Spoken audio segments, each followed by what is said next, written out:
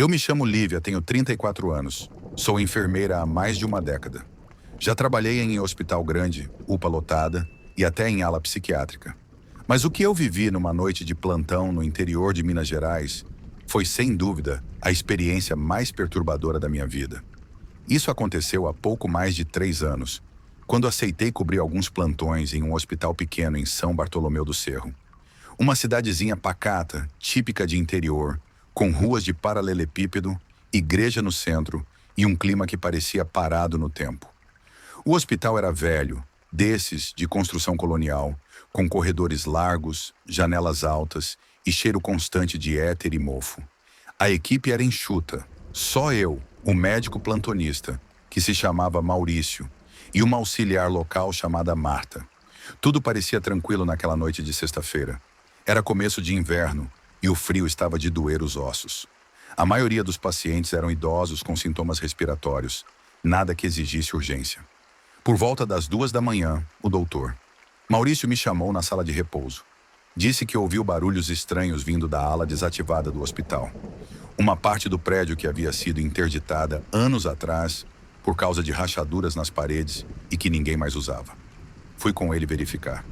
A Marta ficou na recepção.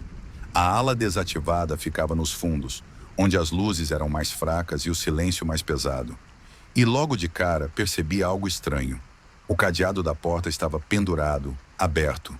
Eu mesma tinha trancado aquilo no começo do plantão. Aquela corrente era grossa e difícil de manusear, então eu lembrava bem do esforço que fiz para travá-la. A gente se olhou, sem falar nada, e entramos com a lanterna ligada. O corredor era curto, com 4 salas abandonadas, todas com as janelas pregadas com madeira. Estava escuro, frio, o ar parado. Foi quando ouvimos um choro baixo, feminino, vindo do fundo da ala. Era um som abafado, como se alguém estivesse escondido, tentando não chamar atenção. Eu parei na hora. O doutor foi na frente, com a lanterna trêmula. Quando abrimos a última porta, vimos uma mulher sentada no canto da sala, de camisola branca, com os cabelos longos e desgrenhados cobrindo o rosto. Ela parecia suja, com os pés descalços e marcas escuras nas pernas. Por um segundo, achei que fosse uma paciente perdida, mas ninguém havia dado entrada naquela noite. O doutor falou com ela. "Senhora, você está bem? Como entrou aqui?" Ela não respondeu. Só murmurou bem baixinho. "Ele não me deixa dormir. Eu juro que meu sangue gelou." Nessa hora, a luz da lanterna falhou, como se a bateria tivesse acabado. E um vento gelado passou por nós.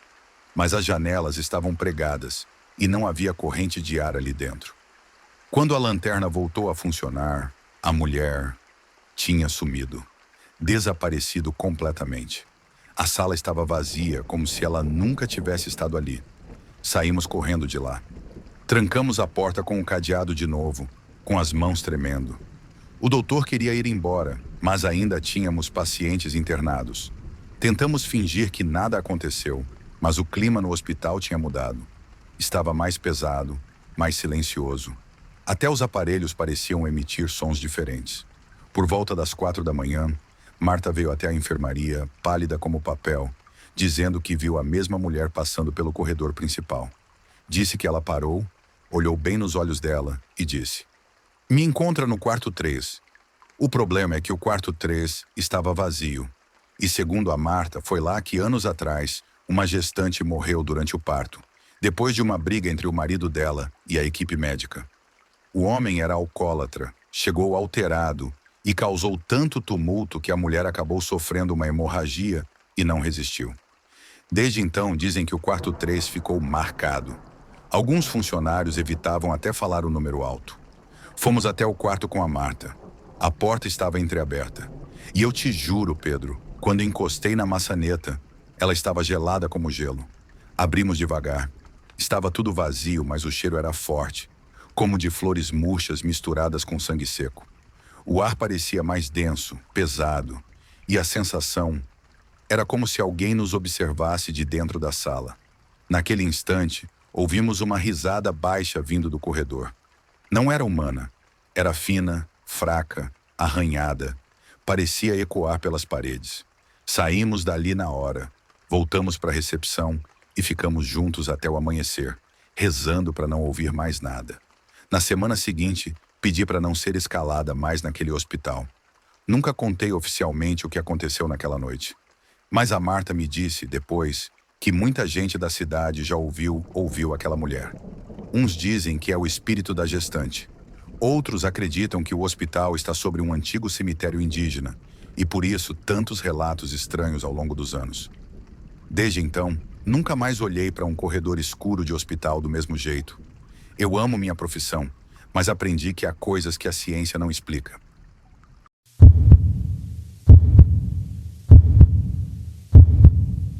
Meu nome é Jonas, tenho 26 anos. Sou enfermeiro há pouco tempo. Me formei com muito esforço, ralando, virando noite, fazendo estágio longe de casa. E logo que consegui meu primeiro emprego, senti aquele misto de orgulho e medo. Era num hospital público numa cidade pequena, do interior de Minas, daqueles hospitais antigos, com corredores compridos, luz fluorescente piscando e um silêncio que pesa de madrugada. No começo, tudo era novidade. A correria dos plantões, a troca de turno, o som dos monitores apitando, as vozes baixas dos médicos. Eu queria fazer tudo certo, mostrar que era competente, aprender o máximo. E foi nessa ânsia de dar conta do recado que vivi uma das experiências mais assustadoras da minha vida. Logo na primeira semana de trabalho. Era uma terça-feira à noite. O plantão estava relativamente calmo até umas 11h30, quando recepcionaram um homem trazido pela polícia. Ele tinha cerca de 45 anos. Corpo forte, mãos grandes, olhos arregalados. Suava frio, respirava ofegante e parecia completamente fora de si. Veio acompanhado de uma vizinha que relatou que ele estava em surto, gritando coisas sem sentido, dizendo que alguém o vigiava pela janela e que tinham colocado um enfermeiro para espionar a vida dele. Na hora, eu achei que fosse mais um caso de uso de substância ou crise de ansiedade grave. Acontece. Mas o que ninguém me disse é que esse homem tinha um histórico psiquiátrico pesado. Só depois, conversando com a irmã dele, descobri que ele sofria de esquizofrenia e havia abandonado o tratamento havia mais de um ano. Naquele momento, o médico plantonista, Dr. Augusto, pediu que eu fizesse um curativo no braço dele, que estava cortado. Provavelmente de quando quebrou uma janela durante o surto. Levei o carrinho de curativos até ele, coloquei as luvas e me apresentei como sempre. Boa noite, meu nome é Jonas, sou enfermeiro. Só vou cuidar desse machucado, tudo bem? Ele me olhou, mas não foi um olhar normal. Era como se ele já me conhecesse. Franziu a testa e sussurrou com raiva contida. É você. Você está me perseguindo. Eu te vejo toda noite parado no meu quintal. Eu tentei manter a calma, mesmo sentindo um frio na barriga. O senhor deve estar confundindo. Só estou aqui para ajudar. Mas ele não ouviu. De repente se levantou da maca e avançou na minha direção. Me agarrou pelo jaleco com tanta força que me jogou contra o armário. Começou a gritar, com os olhos arregalados, a respiração pesada, cuspindo cada palavra. Você quer me matar? Você é um demônio. Eu te vejo nos meus sonhos. Na hora não consegui reagir. Fiquei paralisado. Não sei se foi medo, choque ou a falta de experiência. Foi o Dr. Augusto que correu e aplicou um sedativo intramuscular com a ajuda de 2 seguranças. O homem resistiu ainda por um tempo, murmurando coisas até apagar. Depois que o levaram para observação, eu ainda tremia. Tive que sair da sala, respirar fundo. Fiquei sentado por uns bons minutos tentando digerir aquilo. Eu sabia que a saúde mental era um campo delicado, mas viver aquilo tão de perto, ser confundido com um inimigo imaginário, é algo que mexe com a gente de um jeito difícil de explicar. Na manhã seguinte, a equipe de psiquiatria foi chamada e ele foi transferido para uma clínica especializada. Conversando com a família, entendi que aquele surto não foi o primeiro, mas foi o pior até então. O que me marcou mesmo foi quando a irmã dele, muito emocionada, disse: quando ele surta, ele sempre fala de um homem que o persegue, um enfermeiro. Já fez isso outras vezes, mas nunca descreveu com tantos detalhes como ontem. Disse até o nome, Jonas. Aquilo me deu um arrepio. Eu nunca o tinha visto antes. Não sabia nada da história dele. Mas de alguma forma, ele acreditava que eu era parte do delírio dele. E para ele, aquilo era real. Cada palavra, cada gesto, cada medo que ele sentia era 100% verdadeiro dentro da mente dele. Passei o resto do plantão quieto, observando as pessoas ao meu redor com outros olhos. Não com medo delas, mas com uma consciência mais profunda do quanto a mente humana pode se tornar uma prisão, de como o sofrimento mental é invisível até explodir, machucar e amedrontar. Desde esse dia, nunca mais fui o mesmo. Eu continuo trabalhando e gosto do que faço, mas aprendi que enfermagem não é só técnica. É escuta, é presença, é tentar entender o caos que o outro carrega dentro de si. E às vezes, esse caos olha bem no fundo dos seus olhos e jura que você é o inimigo. Está gostando dos relatos? Inscreva-se no canal e compartilhe com um amigo. Agora vamos para o próximo relato.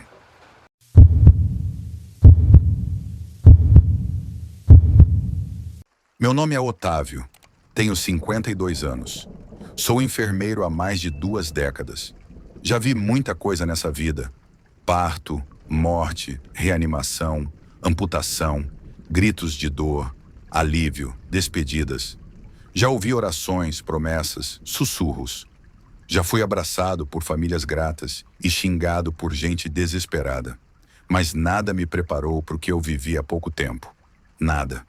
Sempre fui conhecido como o cara que aguenta firme, o que encara qualquer plantão. Se faltava alguém, lá estava eu cobrindo. Feriado, eu aceitava. Dupla jornada, eu topava. Não sei se era senso de dever, carência, ou só um costume de colocar os outros antes de mim.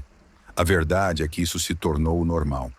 E o problema é que, quando a gente vive no limite por tanto tempo, começa a achar que aquilo é vida. Foi numa fase em que eu emendei quase 3 meses sem um fim de semana de folga. Estava trabalhando em 2 hospitais, um público e um particular, além de pegar alguns plantões extras noturnos numa clínica. Dormia 4 horas por noite, com sorte. Comia qualquer coisa de pé. Meu corpo pedia descanso, mas minha mente ainda insistia em não parar. Aos poucos comecei a perceber uns detalhes estranhos, coisas pequenas. Como ouvir alguém me chamando pelo nome e não ter ninguém por perto. Sentir um toque leve no ombro no meio da madrugada, virar e não ver ninguém. Achei que era coisa da minha cabeça, e era, mas de um jeito que eu não entendia ainda. Lembro de uma noite específica no setor da enfermaria cirúrgica. Estava revisando os prontuários na salinha dos enfermeiros quando ouvi uma risada infantil. Sabe aquela risada de criança pequena, abafada, como se estivesse escondida? O som vinha do corredor. Saí para ver, achando que talvez fosse o filho de algum paciente. Mas o corredor estava vazio. Luzes apagadas, nenhuma alma viva. Voltei me sentindo meio idiota. Mas aquilo não parou. Passaram-se dias e as vozes voltavam. Vozes que me chamavam, vultos que passavam pelo canto da minha visão. Vi uma mulher sentada no fim do corredor. De branco, cabelo preso. Quando pisquei, ela sumiu. Comecei a achar que o hospital estava me pregando peças. Até comentei, meio em tom de brincadeira, com um colega: ou esse hospital é mal assombrado, ou eu tô ficando louco. Foi aí que o Jorge, um enfermeiro mais novo, me puxou de lado. Disse que estava me vendo estranho fazia dias, que eu estava pálido, com o olhar perdido. Perguntou quando tinha sido a última vez que dormi uma noite inteira. Não soube responder. Otávio, isso não é só cansaço. Isso é esgotamento. E o corpo, quando não dá conta, começa a usar a mente para avisar. Você precisa parar, cara. Pelo amor de Deus. Mas eu não parei. Continuei. E foi aí que veio o pior. Era quase 6 da manhã. Faltava pouco para o fim do plantão. Entrei num dos quartos para deixar um medicamento. E quando abri a porta, minha mãe estava ali, sentada na poltrona, sorrindo para mim. Minha mãe. A mulher que me criou sozinha, que me ensinou a ser forte, que faleceu há mais de 7 anos, vítima de um AVC. Estava ali, do jeito que eu lembrava. Cabelo preso, o vestido claro, aquele olhar tranquilo. Meu coração disparou. Não consegui falar, nem respirar. Senti as pernas amolecerem. Pisquei, balancei a cabeça, tentei achar alguma lógica, mas ela continuava ali. E então, num piscar de olhos, desapareceu. Saí do quarto cambaleando. Fui direto para o banheiro e vomitei. Chorei feito criança. Aquilo não era mais um simples delírio. Era um grito. Um sinal desesperado do meu corpo, da minha mente, de que eu não aguentava mais. Naquela mesma manhã, procurei o médico da equipe. Contei tudo, sem esconder, sem tentar parecer forte.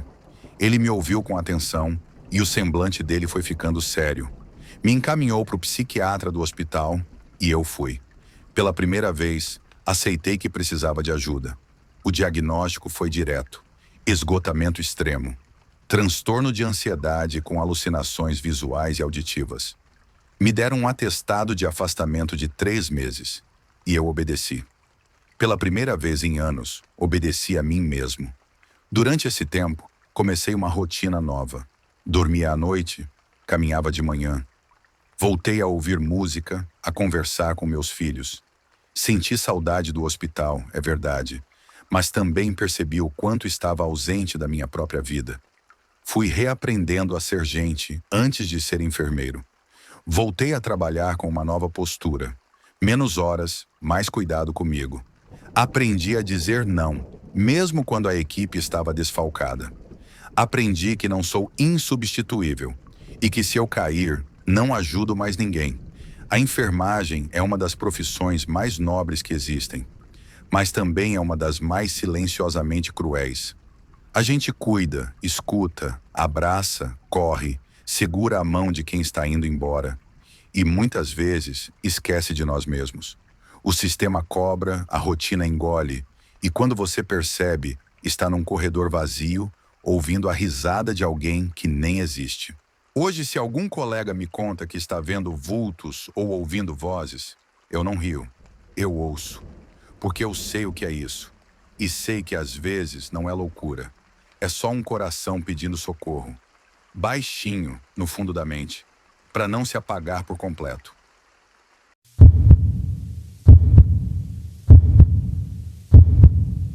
Meu nome é Priscila. Sou enfermeira há 8 anos e ao longo desse tempo já vi muita coisa estranha.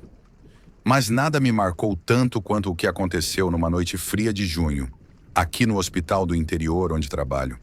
É o tipo de coisa que você não esquece nunca, sabe? Não só pelo que presenciou, mas pela forma como aquilo mexe com a gente por dentro. Eu ainda penso nela, às vezes. Era uma noite típica de plantão. Pacientes chegando com dor, acidentes domésticos, alguns casos de pressão alta, gente com gripe, nada fora do comum. Já passava das 9 quando entrou um casal na emergência. Na verdade, foi ele quem entrou empurrando a porta rápido, meio impaciente, como quem quer ser atendido logo e sair dali o mais rápido possível. Ele era um homem alto, magro, de pele muito clara e olhar duro. Tinha um terno escuro amassado e falava baixo, mas firme, sempre encarando direto nos olhos. A mulher ao lado dele parecia um vulto, magra demais, cabelo oleoso colado na testa, as roupas grandes, velhas, e o braço esquerdo inchado, com uma deformação visível. Ela não olhava para ninguém, cabeça baixa, olhos no chão. A pele era quase da mesma cor do avental de hospital que usamos. Pálida, sem vida.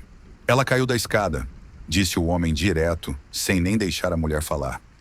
O braço está machucado. Precisa ver isso logo. Eu pedi para ele aguardar do lado de fora, enquanto fazíamos o cadastro e preparávamos a triagem. Mas ele se recusou. Disse que não podia deixá-la sozinha, que ela se sentia mal sem ele. Falava com uma gentileza forçada, mas os olhos dele traíam a calma. Ele vigiava cada palavra, cada gesto. E ela não abria a boca. Foi aí que eu insisti, com o apoio do médico plantonista. Disse com firmeza que, por protocolo, acompanhantes não podiam entrar em sala de exame. O doutor confirmou e o chamou para conversar fora. O homem relutou, demorou a sair, mas acabou cedendo. Ainda assim, ficou parado na porta, espiando a gente o tempo todo. O doutor a levou até a sala de raio-x e, quando voltou, estava visivelmente incomodado. Ele me chamou num canto e disse: "Tem alguma coisa errada.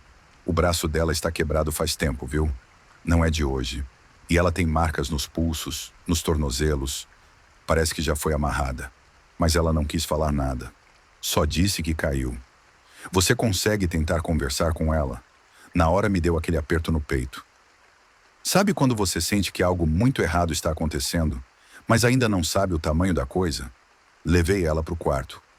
Fui gentil, tentei não assustar. Coloquei a medicação com calma, ajeitei o travesseiro e então me sentei do lado da maca.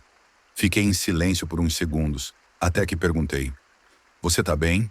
Quer conversar comigo? Está segura aqui, tá?" Ela não respondeu na hora. Só olhou para o lado, como se esperasse que ele estivesse ali. A voz dela saiu num sussurro, mas foi o suficiente para me gelar. Ele me mantém trancada num sótão. Já tem mais de 2 anos. Eu não vi a rua desde então. Ele só me trouxe aqui porque achou que eu ia morrer. Minha pele arrepiou inteira. O que você faz quando ouve algo assim? A primeira reação foi segurar na mão dela que tremia. Disse que ela não estava mais sozinha. Saí do quarto imediatamente e avisei o doutor. Acionamos a equipe de segurança e, sem que o homem percebesse, ligamos para a polícia. Enquanto isso, tentamos mantê-lo calmo, alegando que os exames estavam demorando um pouco mais. A polícia chegou rápido. Entraram discretamente. Fizeram a abordagem. Quando ele viu os policiais, ainda tentou fingir surpresa, mas não colou. Durante a revista, encontraram um molho de chaves estranho e documentos da mulher escondidos no envelope. Tudo foi confirmado. Ele foi levado algemado, sem direito a questionar nada. A mulher, por sua vez, foi encaminhada para atendimento com psicólogos, assistente social e depois para os cuidados da promotoria da mulher.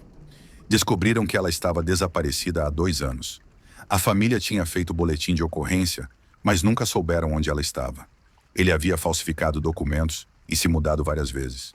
Mantinha ela isolada, sem luz, sem acesso a nada. Era um cárcere, um sequestro, uma tortura silenciosa. Depois disso, eu precisei de uns dias para digerir tudo. Fiquei me perguntando como alguém consegue viver com outra pessoa como se fosse um objeto, como se não fosse humana. Fiquei lembrando do olhar dela, da forma como ela esperava por uma autorização dele até para respirar. O hospital, às vezes, se torna o último refúgio, o lugar onde a verdade escapa num sussurro. E nós, profissionais da saúde, acabamos sendo os únicos a ouvir. Aquilo me afetou profundamente. Fiquei noites sem dormir direito. Passei a olhar diferente para cada paciente calado, cada olhar apagado. Porque agora eu sei, atrás de muitos acidentes domésticos, pode haver alguém gritando por socorro, em silêncio. Hoje, toda vez que vejo uma mulher muito quieta chegando com um acompanhante controlador, meu alarme interno dispara, porque ninguém merece viver presa. E se ela não tivesse dito aquilo, ali, naquele quarto, talvez hoje ainda estivesse em algum lugar escuro, esperando por uma chance que nunca chegaria.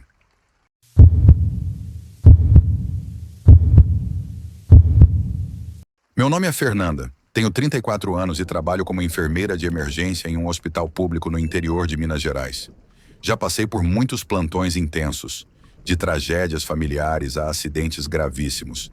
Mas teve uma noite que me marcou de um jeito diferente, porque não foi só o que aconteceu ali dentro do hospital. Foi o que veio depois. Algo que ficou preso na minha mente, martelando até hoje. Era uma madrugada de sexta-feira, plantão cheio como sempre. Emergência lotada, gente nos corredores, cheiro forte de medicação, suor e cansaço misturados. Já passava das 3 da manhã quando chegou um morador de rua. Trouxeram ele desacordado numa maca do SAMU. Corpo magro, roupas rasgadas, pele cinzenta. Era visível o quanto o corpo dele estava debilitado.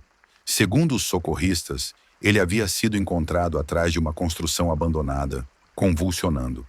Os sinais eram claros. Overdose, uma mistura pesada de crack, cola e provavelmente algo mais que nem conseguimos identificar. Enquanto o médico fazia os procedimentos de emergência, eu ajudei com os acessos, medicamentos e monitoramento. Fiz o que faço todos os dias, mas aquele homem, ele me passou uma sensação estranha desde o início. Demoramos quase 1 hora para estabilizar ele. Quando começou a recobrar a consciência, os olhos dele se mexiam rápido, como se não soubesse onde estava. Quando conseguiu falar, balbuciou palavras desconexas. Estava paranoico. Olhava para os cantos da sala, como se estivesse vendo coisas que não estavam ali.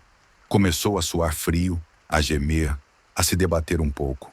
Ele está me seguindo, ele está aqui dentro, ele dizia, com os olhos arregalados, encarando um canto vazio da parede. O médico aumentou a sedação. Fizemos o possível para acalmar ele. Falei com carinho, segurei na mão dele.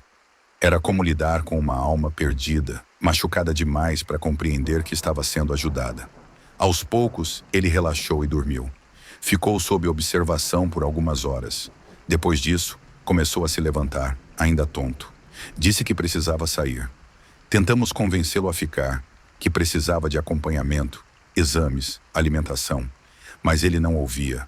Os olhos estavam fixos na porta, como se algo horrível estivesse do lado de fora, esperando por ele, ou o chamando. Foi embora sem dizer mais nada. Não assinou nada, não olhou para ninguém. Simplesmente saiu, descalço, com a roupa suja que tínhamos tirado da bolsa do SAMU. E ninguém mais viu ele por ali. Naquela noite, quando o plantão acabou, fiquei me perguntando quem ele era. Qual era o nome dele? Onde estava a família? Será que alguém ainda procurava por ele? Ou já tinham desistido? Mas o que mais me assustou foi o que aconteceu 3 dias depois. Eu estava indo para casa, de ônibus, cansada, de fone no ouvido, olhando pela janela. Passamos por uma praça conhecida por ser ponto de encontro de moradores de rua e usuários. E foi lá que eu vi ele. No meio de uma roda de gente sentada no chão, alguns fumando cachimbo, outros com olhos vazios, olhando para o nada. E ele ali, de pé, com um cigarro na boca, os olhos fundos, encarando o céu como se esperasse algo cair. Era ele. Eu nunca esqueço um rosto. Ainda mais um como aquele. Era o mesmo olhar do hospital, mas agora ainda mais perdido. Fiquei paralisada. Era como se ele estivesse em um lugar sem retorno, sem escapatória. Como se tivesse escolhido, ou sido empurrado, de volta pro abismo. Depois que desci do ônibus, não consegui tirar aquela imagem da cabeça. Passei dias remoendo aquilo. A verdade é que a rua é cruel. E a droga, mais ainda. Aquela combinação arranca qualquer pedaço de humanidade que ainda resta. Eu já tinha visto isso muitas vezes. Mas ver alguém sair de um hospital, com a vida ainda pendurada por um fio, e escolher voltar, isso me destruiu por dentro. Conversei com uma colega psicóloga do hospital e desabafei. Disse para ela que me sentia impotente, que talvez eu devesse ter feito mais, dito mais, segurado ele lá dentro. Ela me disse algo que eu nunca esqueci. A gente salva até onde a pessoa permite ser salva. Depois disso, é com ela. Mas mesmo assim, aquela sensação de fracasso me persegue, porque naquele olhar eu vi o fundo do poço e também vi um reflexo sombrio da nossa profissão. A gente cuida, ajuda, escuta, limpa, acolhe, mas não pode salvar todos, e isso dói. Desde então, passei a olhar diferente para cada paciente em situação de rua. Não são só corpos sujos e feridos, são histórias quebradas, abandonadas no asfalto. E algumas, infelizmente, a gente só consegue assistir de longe, até desaparecerem de vez.